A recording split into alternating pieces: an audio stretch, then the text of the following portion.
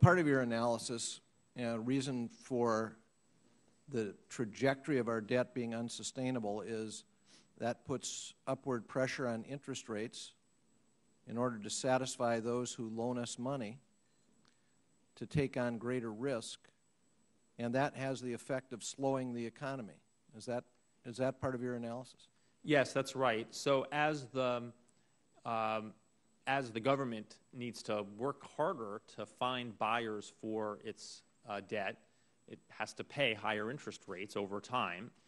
And more importantly, from an economic point of view, the government's borrowing is crowding out the borrowing that private firms or households might do to support investment in plant and equipment or to support new housing. And it is the crowding out of that private investment that makes future incomes lower than they would otherwise be.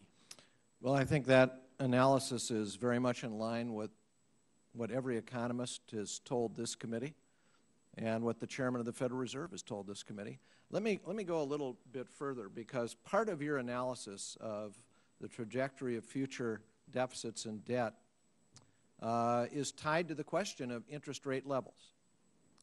And you have a projection of what interest rates are likely to be during the term of this forecast.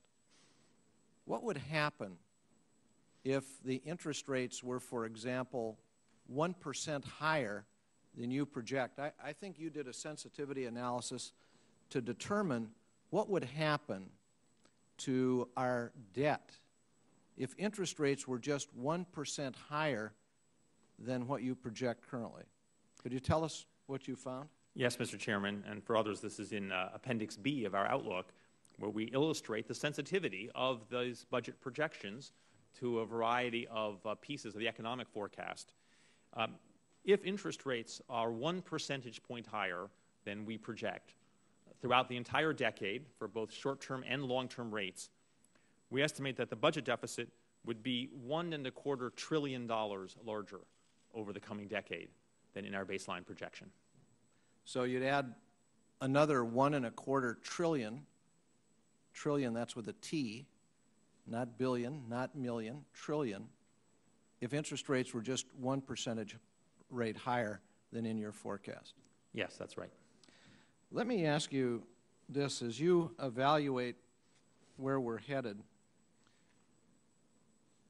the chairman of the Federal Reserve testified before this committee in recent days, and basically his advice to us on deficit and debt reduction was start modestly, but then grow the effort in a very determined way once the economy is on stronger ground. His argument to the committee was that this recovery is still fragile.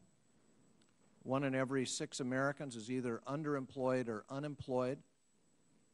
And so what he was saying to this committee was, you ought to begin the process, but begin fiscal discipline in a modest way, but put in place a plan that goes way beyond modest to get the debt first stabilized and then to bring it down to more manageable levels. Is that your advice to this committee as well? Or what is your advice? As you know, Mr. Chairman, I won't make policy recommendations to you and your colleagues. I think in judging the speed of policy changes that you are considering, you and your colleagues face a difficult trade-off. On one hand, as I said, the longer that you wait to make those policy changes, the more the debt will mount, the greater the negative consequences of that will be, including the crowding out of other investment, increased loss of flexibility to respond to future emergencies that we can't foresee now.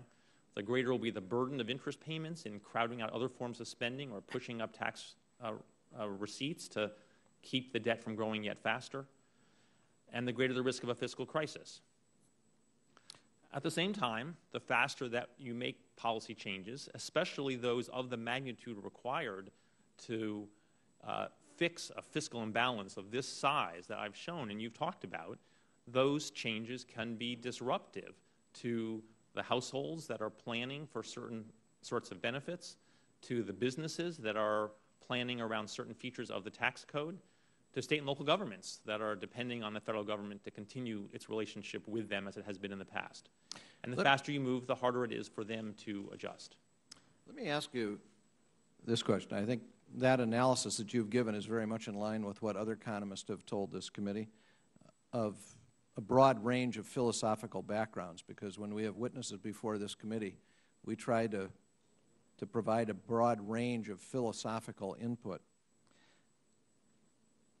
Some are telling us that tax cuts are so beneficial that if we enact tax cuts, they really won't lead to additional deficits because the cost is offset by the economic growth that they encourage. What is your analysis with respect to the effect of tax cuts on the budget? So the answer, of course, depends to some extent on the specific tax cuts that one has in mind.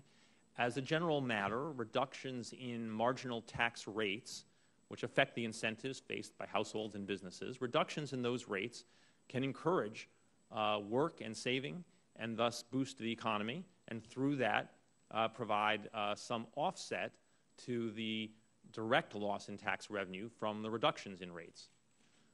For broad-based reductions in taxes, I think the consensus in the economics profession is that the offset provided through the extra work and saving is significantly smaller than the direct revenue loss, and thus that the net effect on the budget is a reduction in revenues.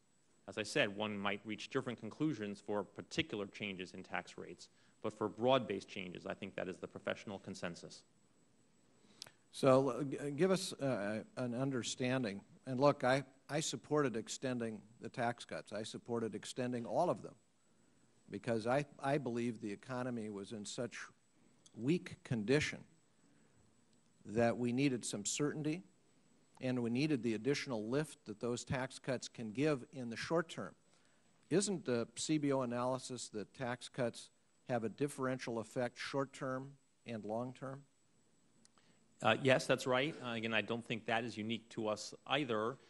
In the results that we presented to you in testimony at the end of September about the effects of different ways of extending the expiring tax provisions that you and your colleagues were considering, we looked at both the effects in the next few years and the effects at the end of the decade and beyond in future decades.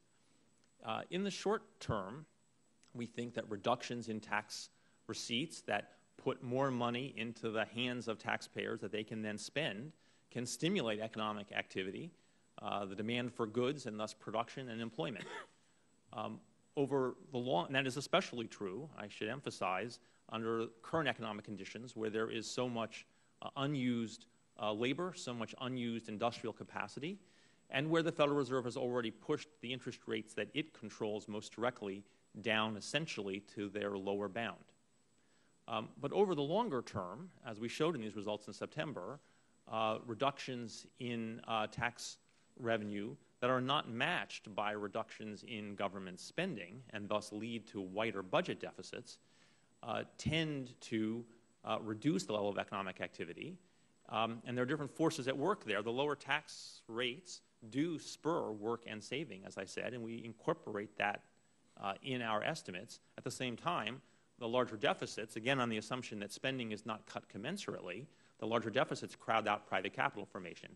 And for most of the different parameter values, most of the models that we use, and we use a variety to illustrate the uncertainties, for most of those approaches that we've taken, the loss of future output and income from the extra deficits outweigh the boost from the lower tax rates. And isn't it your analysis that the tax cuts we just enacted in fact do add to the deficit and the debt? Yes, that's correct. The legislation, as we report in our outlook, that legislation increased budget deficits this year and next and over the entire decade by around $800 billion, I believe. All right.